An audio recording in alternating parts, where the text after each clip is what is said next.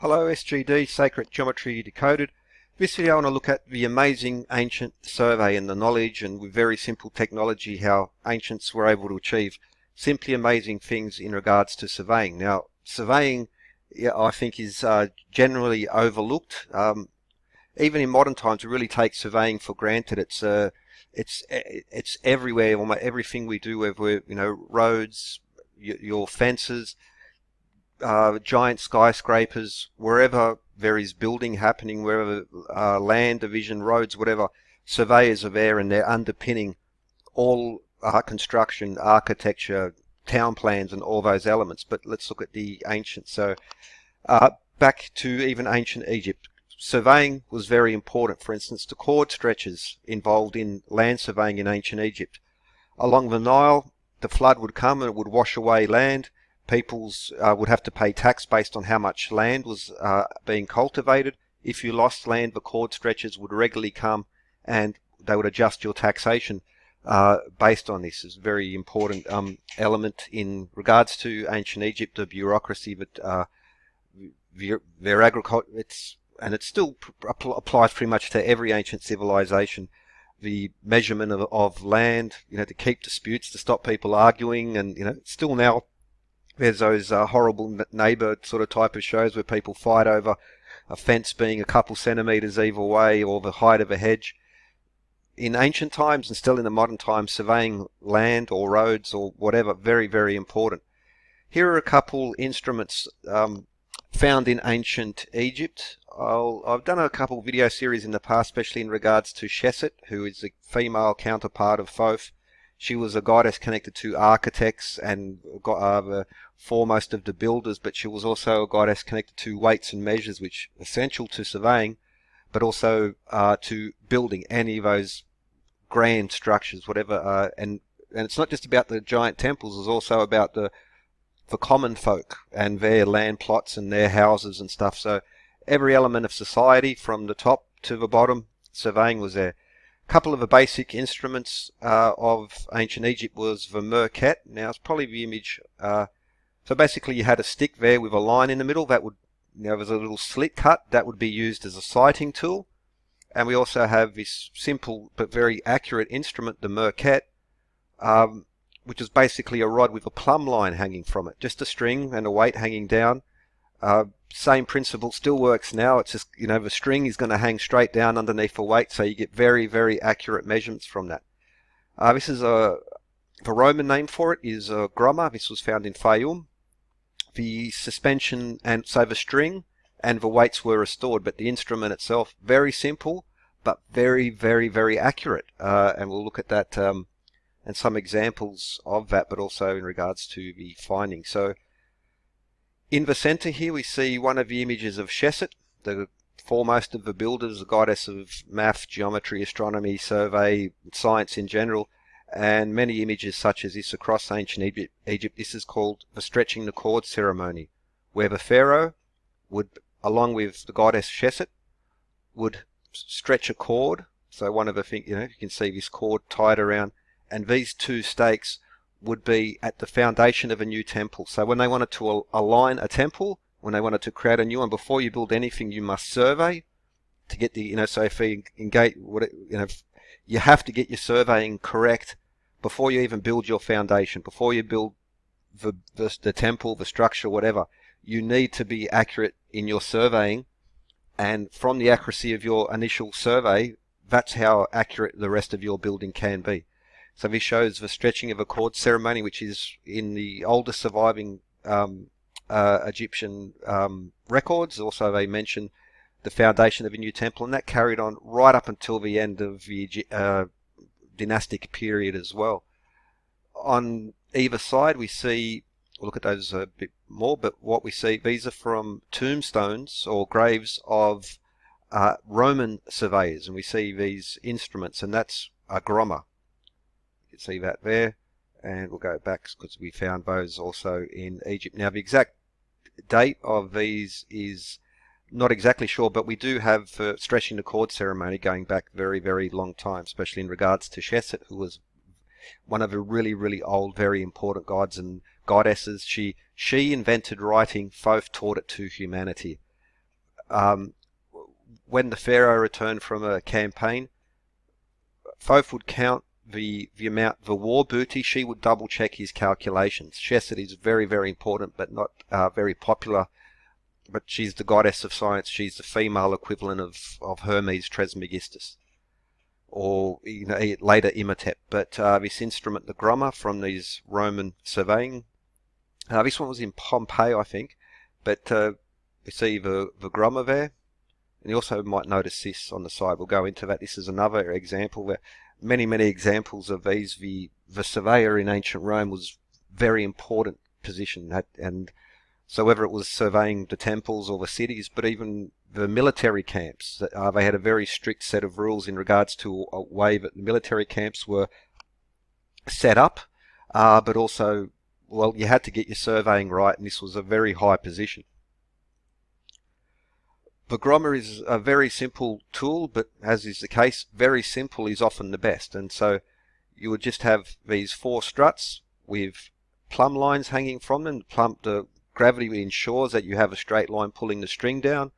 Then you could use strings opposite to get a straight line. And so you see this surveyor here, he uses a grommer, he looks along the string line, and then just like a surveyor now has someone holding that stake, and they would find the position, and then they would just set out a bunch of stakes from there to find accurate positions. Now there's an there's like a bankment, a defensive wall in Germany. I think it's like 600 miles long, but it's this is just one example, go into more, and it's perfectly straight. With a simple tool such as this, to get a very accurate survey, you simply need to repeat it much more often. Now, modern surveyors, the guy stands off in the distance, he takes a single point. Yep, that's okay, it's within acceptable margins of error over a distance. This tool will not be as accurate as a modern theodolite, those, that surveyor tool that you might have seen, looks like a little camera on the tripod. However, with a very simple instrument such as this grommer, you just simply repeat and do more and more surveys. The more you repeat it, each stake will be a fraction off, but if you keep repeating, you're going to get super accurate surveys, and that's how the Romans were able to achieve this. So this brings us back. So here we see a surveyor at the Great Pyramid. Still, very important information in regards to getting exact alignments, etc., using modern tools. But this was very important back in the ancient times. And how did these achieve this? Well, let's look at one of the amazing features of the Great Pyramid is that it is aligned to true north to within 0.05 degrees accuracy. An amazing achievement. This is very accurate survey, and so the surveyor has to get the building right to begin with. Throughout all of the construction, the surveyor is an essential person in the building. So this is a level of accuracy not achieved until modern times. Well, not really. And this speaks again to ancient technology and brilliant achievements with very simple tools. Also because we have records of how they did it. So let's look at that. So here are some surviving Egyptian tools. Now, I don't think these would date back to the Old Kingdom, but the principles behind them are just flawed. They simply work. And even in the very late period of Egypt, those archeoastronomical alignments, the temple itself are very well built, and it requires the builder to be very accurate, but this can be achieved with very simple tools. It's, again, a plumb line. So that would be, well, you can, whether it's level or horizontal, with a plumb line you get very accurate measurements, and you repeat your measurements consistently over and over, and that's how, if you just do a single point and then build from there, you're gonna make deviations. If you keep surveying constantly with very simple tools, you get very accurate readings. So if there's no surveying, there's no pyramids. We all marvel at the awesomeness of the pyramids and the high precision in their overall construction. But this is dependent on surveyors. So also archeoastronomy, all these astronomical alignments, all these sites all over the world, they rely on a surveyor to begin with to get your you can't build it and then like turn it half a degree to get it accurate. You have to get the floor plan and the alignments correct before you begin. First step in construction is surveying. The accuracy of a survey of the surveyor will define the accuracy of the building. The architect's vision can only be realized by a proper survey before and during the construction. So these shafts, for instance, and alignments in the pyramid, very amazing achievements, but it's the surveyor who is at the essence of this construction. The architect can draw a perfect plan, but if the surveyor is not there making sure that everything is done correctly continually, the slope angle would deviate, the shafts would deviate much more than what they do, and so the accuracy of it is entirely based, really, as much as anyone else. It was the surveyors who built the Great Pyramid. People who move the stones, cutting, doing all that work, yes, very, very important.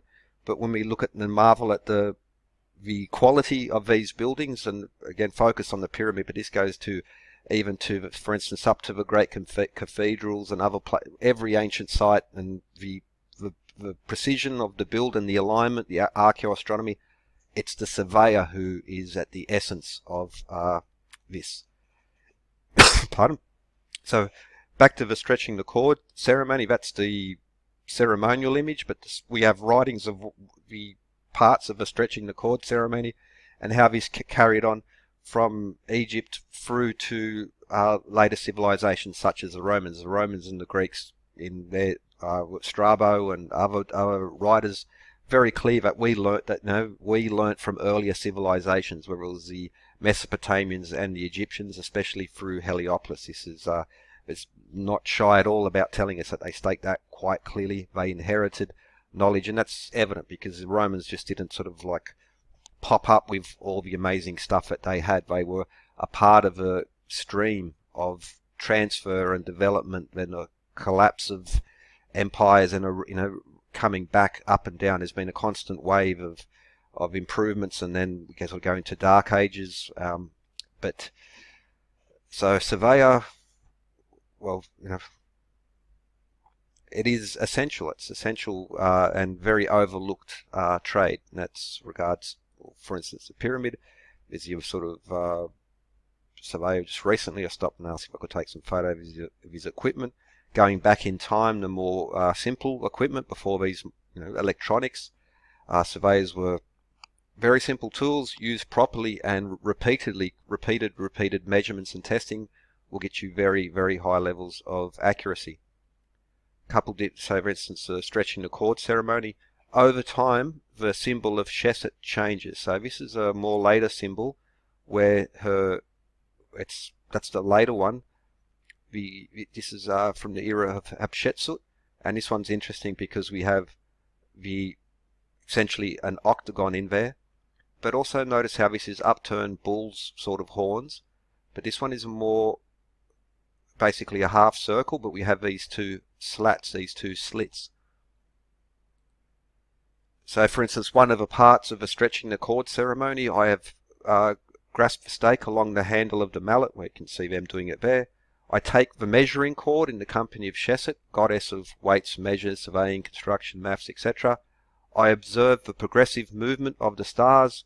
My eye is now fixed upon Mesketu. That's the North Star at the time. And that's why every pyramid is aligned to the central axis aligned north, south, east, west.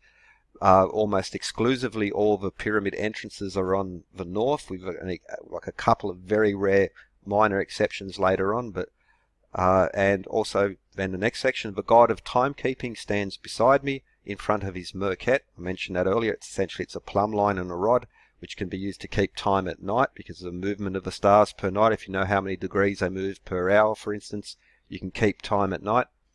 Then I've established the four corners of your temple. So in this stretching the cord ceremony, there's many other elements to it, but it's the foundation of a temple, how to measure the temple, to use various sighting tools, including the stars, to measure and find your alignment. You've got to get your survey correct before. The quality of the building will depend on the initial survey. Surveying the temple alignment would be the first and the most important step in the construction of any building, ancient or modern, so whether it's a conventional design Egyptian temple or one of the grand pyramids, it all comes down and begins and then ends with survey. So Seshat, goddess of all the sciences, essentially a female version of Thoth, but she was also connected to surveyors, such as in the stretching the cord ceremony. It's also not just about the buildings themselves. It's, for instance, the Giza Plateau. The layout of those is an expression of survey. The surveyor would be an essential part in it.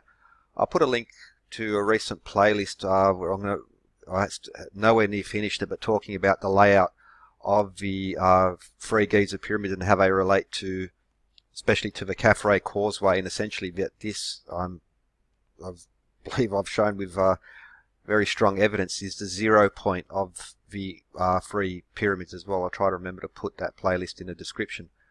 Seshat series I did, I'll actually put some, it's actually part one of that series in regards to the layout of the three Giza pyramids. That's probably, it's an updated version where I'll do a little bit more information in regards to Mesketu or the North Star and all the evidence for that, and stretching the cord ceremony.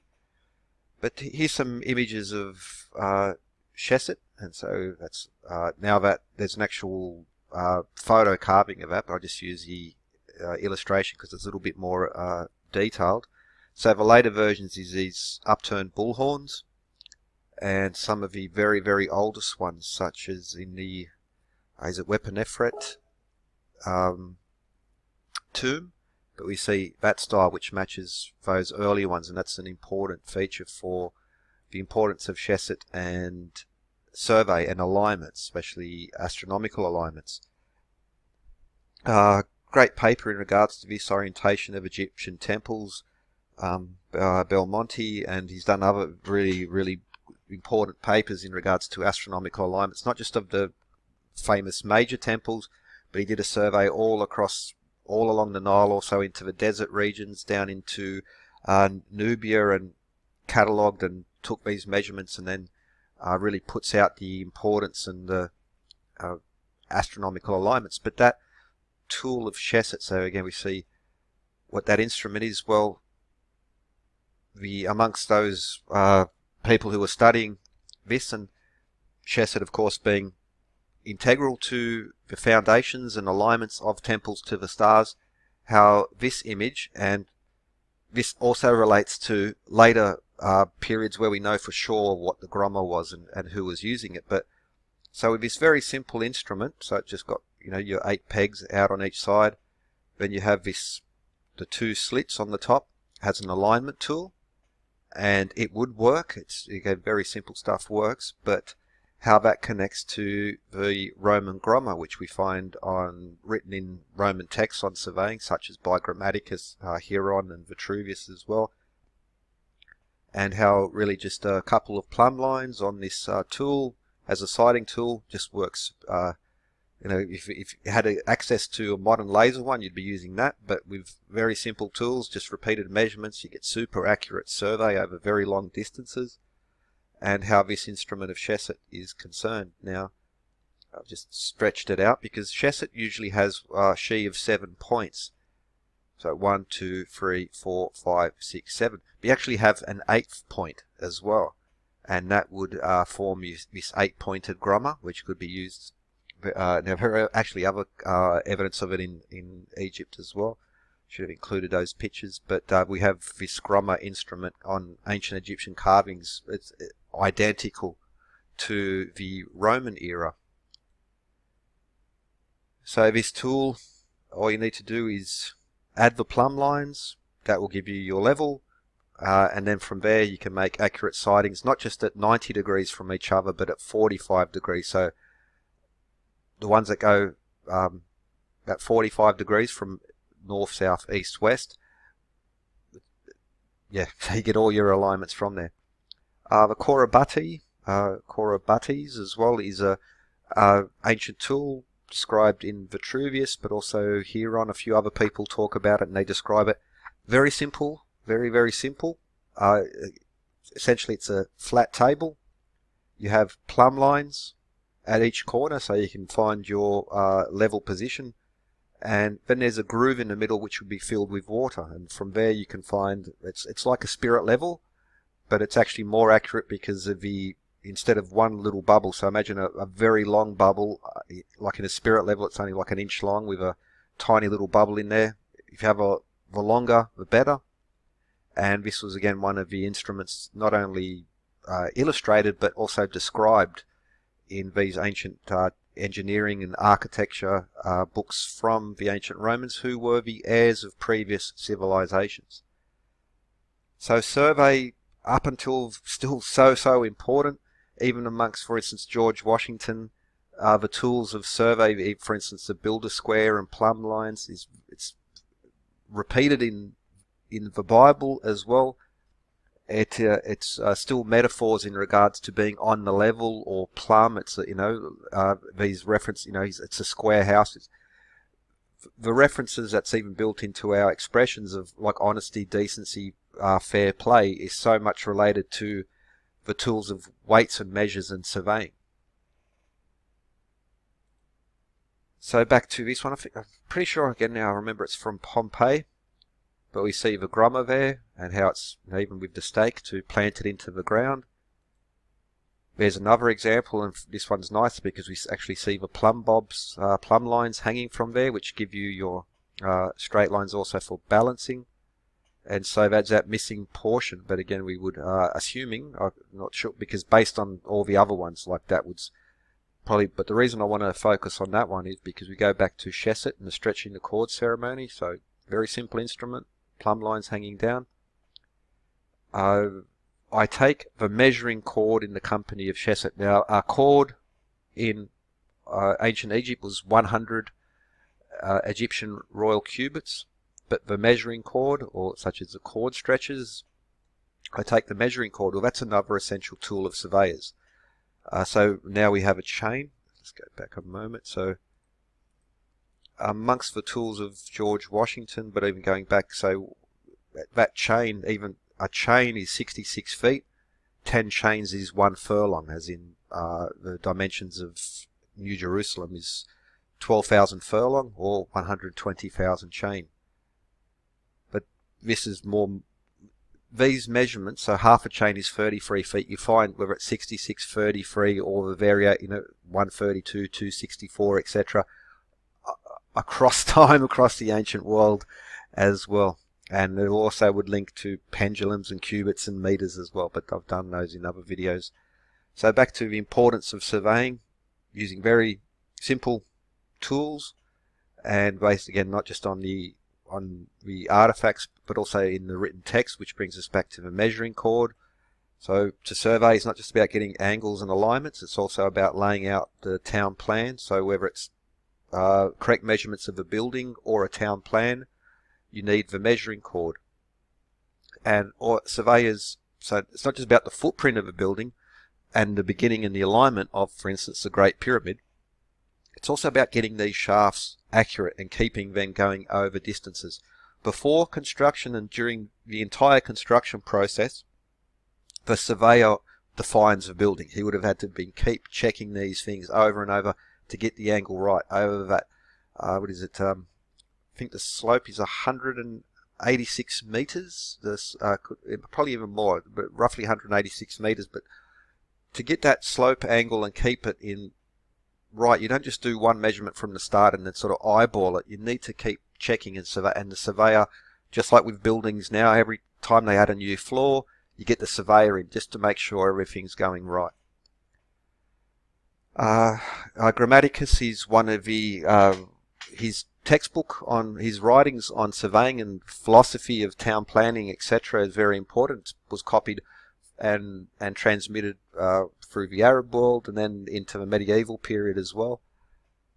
But he speaks of that same issue. Now Hieron of Alexandria, sometimes called Hero of Alexandria, and Vitruvius, two very important figures because we have their books have been passed on, repeated throughout time, translated across languages, again moved throughout the world. They not only discuss the philosophy of architecture and engineering, they also give us very essentially a modern textbook definition of these machines, and also that they understand the principles. They describe these things quite well. So, for instance, the Corybates is described by Vitruvius, very elementary but very powerful tool for measuring horizontal. And the dioptra, there's a book by Heron called On the Dioptra. These are all available, many of them for free on online sources. So many papers in regards to this, but this instrument is not just good for surveying roads and buildings, it was also used for astronomical survey. So if you consider the accuracy of instruments such as the Antikythera mechanism, you could not have made such a powerful astronomical predictor of positions of sun, moon and stars unless you'd begun with very accurate astronomical surveys beginning off there. And so instruments such as these, where we have clear writings, examples, some cases we have some of the parts still left, but the writings again describe them in detail. It's not so modern reconstructions are entirely based on the detailed ancient writings. But these instruments very powerful for surveying as well, which brings us back to the Great Pyramid, and it's an amazing achievement to 0.05 degrees accuracy to true north. However, the claim of level of accuracy was not achieved again until modern times. Well, no, it's there's something very, very amazing in our ancient past which needs to be considered. And so, what about the aqueducts? So there's a bit of a let's not talk about Greeks and Romans too much in regards to ancient technologies, but well, you're missing out a big portion. This is the Aqua Claudius, just one of the aqueducts into the city of Rome itself. Total length 69 kilometers. It's not the longest. 34 miles underground, and I'll show you. So keep it 34 kilometers, 55 miles underground, and then 9 miles or 14 kilometers above the ground at a grade recommended by Vitruvius at 1 to 4800. Here's an illustration of how an aqueduct works. It's gravity fed. The angle of this aqueduct is highly, highly exaggerated, but you have a water source up in the hills or the mountains above the city. What you need to do is create first a tunnel that goes through the mountain, and then you need to create a series of, like basically a bridge that can carry that water and keep it at a constant grade using gravity feeding downhill to bring it into the city. Water is life, and these are an amazing. So the Aqua Claudius, 55 miles underground. Now the mountains and hills would have gone up and down, so some parts of this tunnel would have emerged from the mountain, then gone over land. They would have had a smaller archway system, and then it goes back into through the mountains again. But the tunnel for these has to be very, very precise. If you go down too low too fast, the water will, when it comes out, won't be high enough to reach the city, being gravity fed. If you go too low, well, gravity won't feed it. So very, very important to be very, very accurate in these tunnels through mountains and then these archways going across. The tunnels, there's one like it's 100 kilometers long or something like that in Jordan. I can't remember the exact details of it now, but these are the ones just feeding into Rome.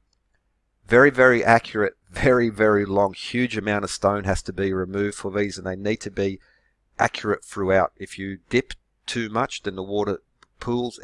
You need to get everything very, very accurate, very correct in these very long tunnels. Not spoken of for some reason amongst ancient technology circles. Then we have a mind-bogglingly long a bridge, or an aqueduct, sort of like a viaduct. But this part is 9 miles into the city of Rome, just the Aqua Claudius. Now consider that the aqueducts were covered. So the underground portion, 55 kilometers, 34 miles, even where it passed through a ravine, they would still have to build this bridge-like structure to keep the water level going across. It had to be covered. But just the Aqua Claudius, we haven't even mentioned some of the others yet. This tunnel system, so let's just the exact number of, even if it was half of that, so even if it's 17 miles long, just the Aqua Claudius.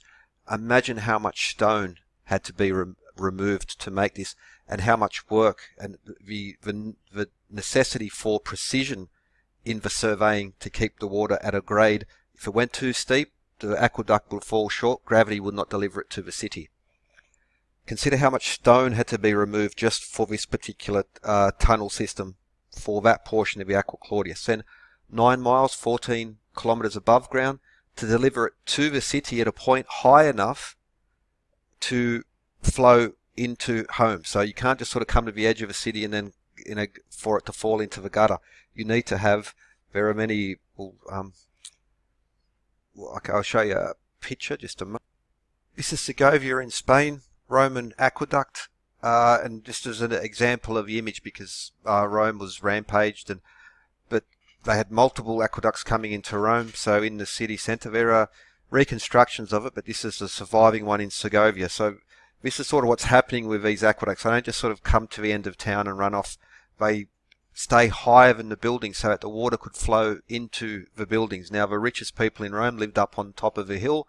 They had fresh running water into their homes. So the aqueduct had to arrive at a high point in regards to that city, and other places as well. That's just an illustration. So back to the Aqua Claudius.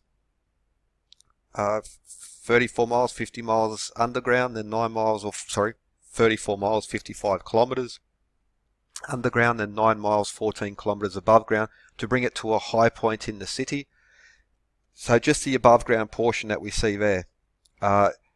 Consider how much stone had to be removed for the tunnel, then how much stone had to be quarried and fit and surveyed very accurately to create this archway system to bring that huge amounts of stone.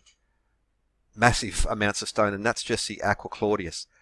Here are some of the aqueducts into Rome, the city. It's not including all of them, the ones that are in Spain, France, Greece, Turkey, Jordan, and elsewhere. The aqueduct was the one in Turkey, the way it used awesome technology. But so there we see the total of just these ones coming into Rome is so the total is 383 kilometres, including the tunnel and above ground portion, or 237 miles. Just these aqueducts coming into Rome. Where we can see the underground total section and the archway section, or the above ground. This is amazing. The amount of stone that had to be cut for the tunnels and then built for those archways. Amazing. I can't understand why there isn't like a big hoorah about these. But the thing is, this is not the amazing part of it. This is, when it comes to ancient technology and achievements with simple tools and what they're able to do, it's not this that is actually the most amazing part of it. In his books on architecture, Vitruvius recommends a grade for aqueducts, or the angle which it comes down. If it's too steep, it will fall short. If it's, gravity, a grade of 1 to 4,800. That means for every 4,800 feet or 4,800 meters, it only falls 1 foot or 1 meter. That is a very shallow angle, very shallow angle. So let's just look at just the selection of highlighted here. So 383 kilometers, 237 miles in total. Just some of the ones coming into Rome, the city. Now, if they weren't surveyed accurately, and they had even very slight bows over long distances, the water would pool up behind them and it would create a dam. The water would not flow in aqueducts if they're not built with very high precision. And the aqueducts must flow. And so 1 in 4,800 grade works out to be 0.012 degrees. That needs to be maintained over massive distances through tunnels and then across these massive structures. And then that's a small snapshot of it. This is the Segovia one. This was very long. You pile up those stones, the volume of them is going to surpass or can be comparable for just one aqueduct to any single structure in the ancient world. This is amazing, and it's strangely silent. I can't explain why, but now there's a brilliance to this system as well. This is the Pont du Gard. The top portions were reconstructed 1800s, or rebuilt, and then there was some work done in around about 2010, 2000. But the bridge itself, and most of the parts, but it's precise fitting stone. It's some of the largest blocks are like 6 tons, and an aqueduct, when it crosses a stream, it has to, now then it goes across, but the point of it is that precise, again, stonework, just amazing stonework, but the average grade of this Nimes aqueduct, which this bridge structure is only one portion of it, that remains an average grade of 1 in 3,000. So what they achieved, not the recommended of Vitruvius, but just this particular one. So let's say that this is the best. That's 0.019 degrees grade achieved over very, very long distances. This is jaw-dropping amazing. So the Great Pyramid, it's aligned to true north within 0.05 degrees accuracy. Amazing it is. But Aqua Claudius, it's probably less than that, but it being very conservative, that's 0.02 degrees accuracy. But the pyramid, aligned to north, is along the ground. This is over twice as accurate as that, over massive distances, and it goes through the air. Not along the ground to north. They had to survey this through the air. You don't have a fixed point. Once I survey true north, using whatever instrument, I can place a stake there, and then it's fixed, and then I can work off that. Surveying through the air is on a magnitude of difficulty which just exceeds this. It's apples and oranges in comparison. This should be front and center. It's like amazing stuff. More accurate than the pyramid. So the claim the pyramid wasn't achieved until relatively modern times, alignment to north. Well, I think that's true. I would, because the later buildings but after the pyramids, but before the modern era, the Romans were doing more accurate than that through the air over massive distances. This is just extraordinary. If your jaws and eyes aren't popping, you're going, oh my God, or you're going to say, well, what about this? What about that? I'm just going to go, what about this? Why? This is just should be fronted. There should be parties and celebrations and whole channels devoted to this type of engineering and architecture. And what's more important is that we have surviving works describing the principles and the machinery and how to operate them from people such as Vitruvius and Hieron. Their published works on amazing ancient technologies are a must. Simply if you're vaguely remotely interested and you're not even just least familiar with what they published, let alone go into the details of it, then you're just not seeing what's there. And what's more important is they provide an essential window for us to get knowledge into the people who come before the Romans and the Greeks, because as the Romans and Greeks state, they inherited their knowledge from previous people. Certainly they improved and developed and did their own thing as well, but they did not pop out of the ground with an empty book and then begin.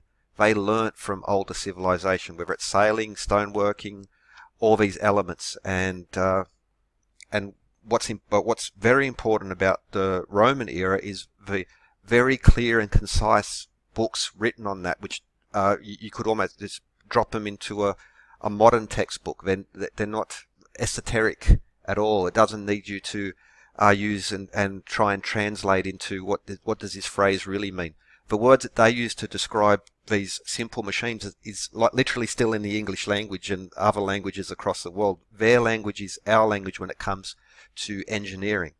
And if you're vaguely remotely interested in ancient technology, you must be at least familiar with what they achieved, let alone look into the more accurate works on there. Dionysius of Halicarnassus one of the important quotes, "The extraordinary greatness of a Roman Empire manifests itself above in all three things: the aqueducts, the paved roads, and the constructions of drains." Roman road network, over 400,000 kilometers long, very, very straight. A lot of the modern roads in Europe, for instance, are basically just being built on top of the old Roman road network. But that's the importance of the aqueduct. Water is life. There is no civilization without water and without water management and being able to harness the power of water. So throughout Rome, like, there's those big pretty fountains, but back in the day, every neighborhood would have a fountain, such as this, where you could come and get clean drinking water. Water is life, but also the water from the aqueducts also took the dirty water away. If there's not cleanliness in a city, it's just not going to survive. Now, a classic example of that would be Mohenjo-Daro and Harappa, these very, very ancient cities, at least 2,500 years older than Rome. They're not sitting underneath the river, they're on the Indus River, they're above the river, but they had drainage and fresh water systems coming into those cities. This is the essence of civilization, and agriculture is water management, harnessing the power of water. And so there's actually, I want to research in depth, because it's how did the people of the Indus Valley, and this could be applied to Sumer and these other civilizations as well, living on a river is one thing, but getting these sewage systems to your city, which is above a river, you need to either lift the water up from the river to feed it in, or you have to have an aqueduct network which harnesses streams near closer streams and uses gravity to feed them down. Either way, this is whether it was lifting from the river or from an aqueduct network from streams higher than the city. Either way, they had to have harnessed water. They had to be using technology and equivalent to these Roman aqueducts, but because of the age and then invasion and all these things that happen, how much is left, I really want to research this more, because it's the harnessing water. Water is everything.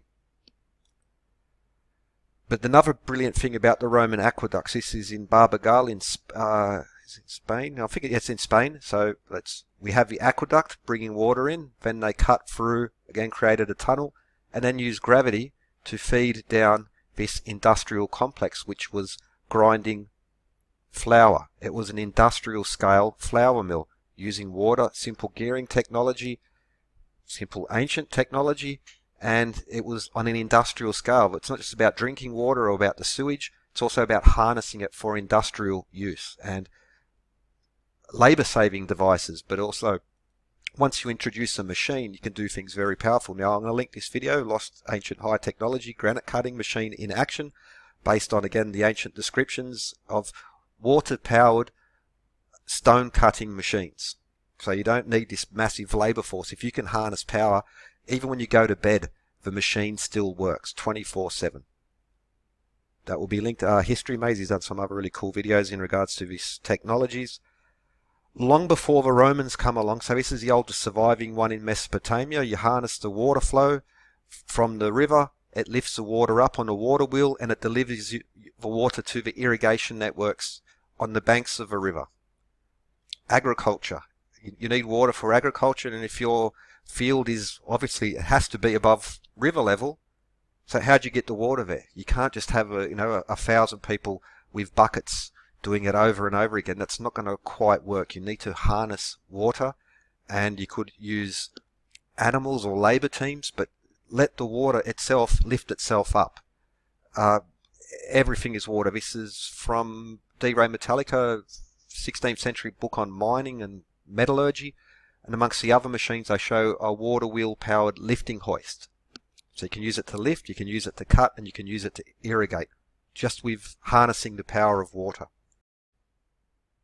We must, of course, stay to the evidence, and the evidence of not only water wheels, but things such as the water screw, which undoubtedly was not only used during the Roman era, but used in an industrial scale, and harnessing water to not just for clean water, not just for sewage reasons, not just for irrigation reasons, but again for use in industry and labor saving devices.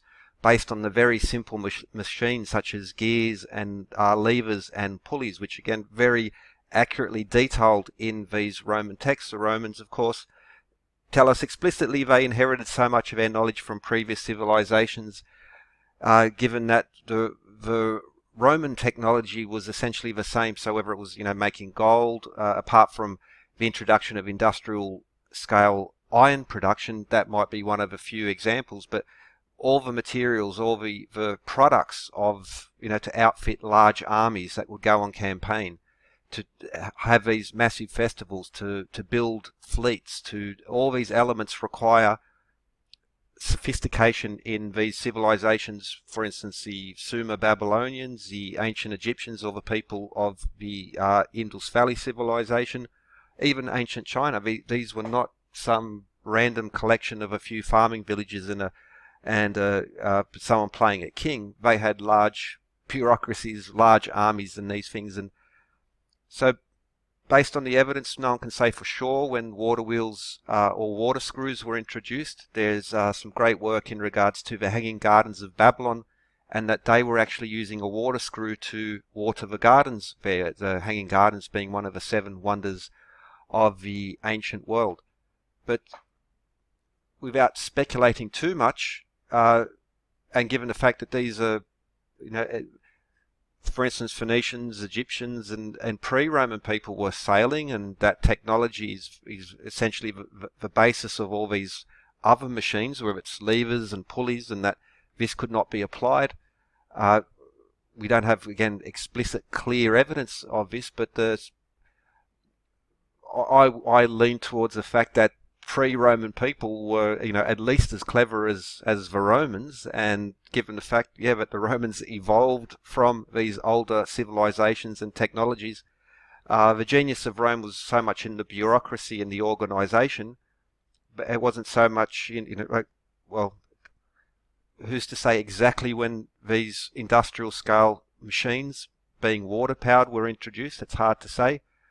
However, in regards to explaining how the ancient people were able to achieve such brilliant things, I think you can look for a complicated solution. I think you could look for a simple solution, and I think the Americans versus the Russian solution to things. So the Americans wanted a pen to write in zero gravity, so they basically had to invent a pen that you could write upside down with.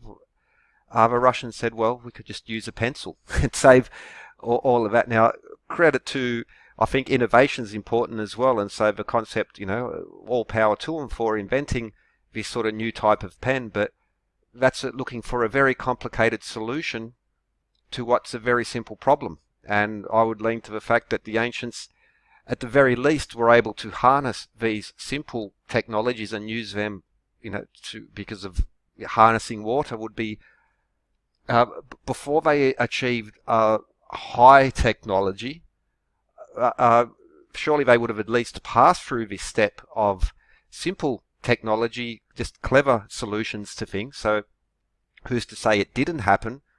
But much of that argument is sort of based on the fact that they couldn't have achieved simple harnessing water, making very simple machines from rope and wood, and just being clever in the way that they do things. But that was a journey. So originally we began with survey, and then because of the beautiful surveying construction of the aqueducts led us into water.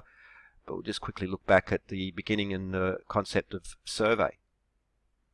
So the genius of the ancient surveyors, the importance of surveying, you cannot underestimate it. It's applied in town planning, measuring land for taxation purposes, and is achievable and very high levels of accuracy with very simple tools based on the depictions and the writings and also surviving artifacts. So Roman era surveying, where we see the scrummer, it's very common, very, very common image, and of course many texts, but with simple tools you get very high levels of accuracy. If you repeat the process consistently, you get supremely high levels of accuracy, but also for instance, rightfully so, the pyramid is celebrated for that along the ground level.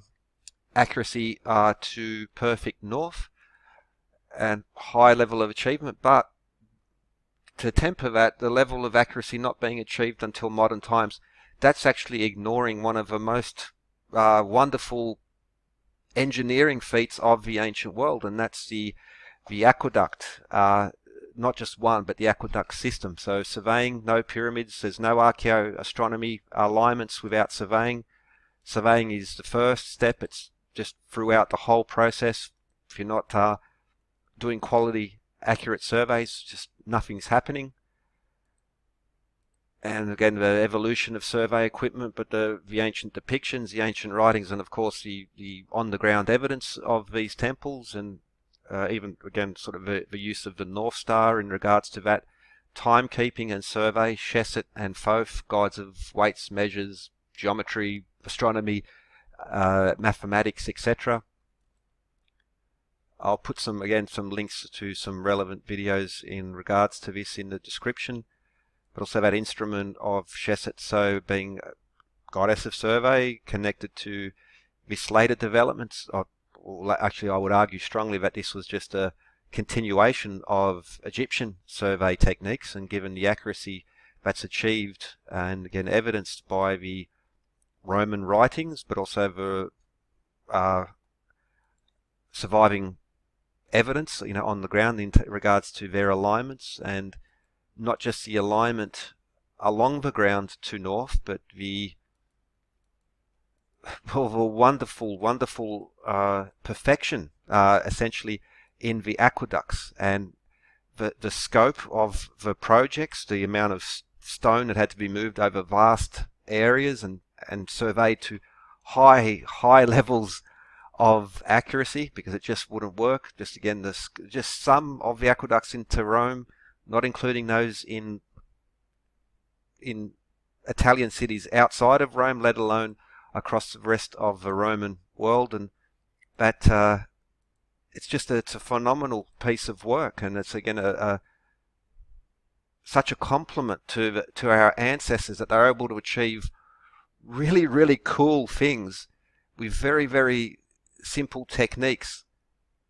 Our tendency is to look to the complicate, like how do I make a pen work in zero gravity? Oh, well, let's invent a super pen. Well, let's just use a pencil. I think this is one of the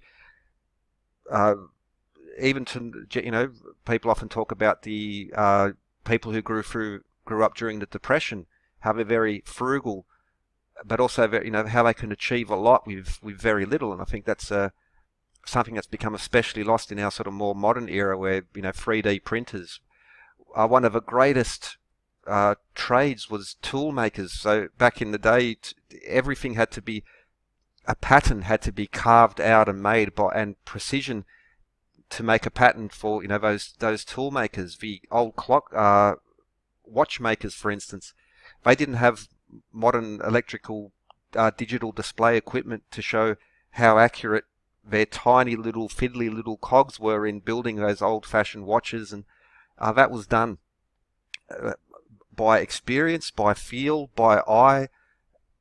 Till very recently, people were, we don't appreciate the craft, and that goes into the skill that was till both in the ancient times up until the fairly recent, how master carpenters, master jewelry making, watch making, tool making.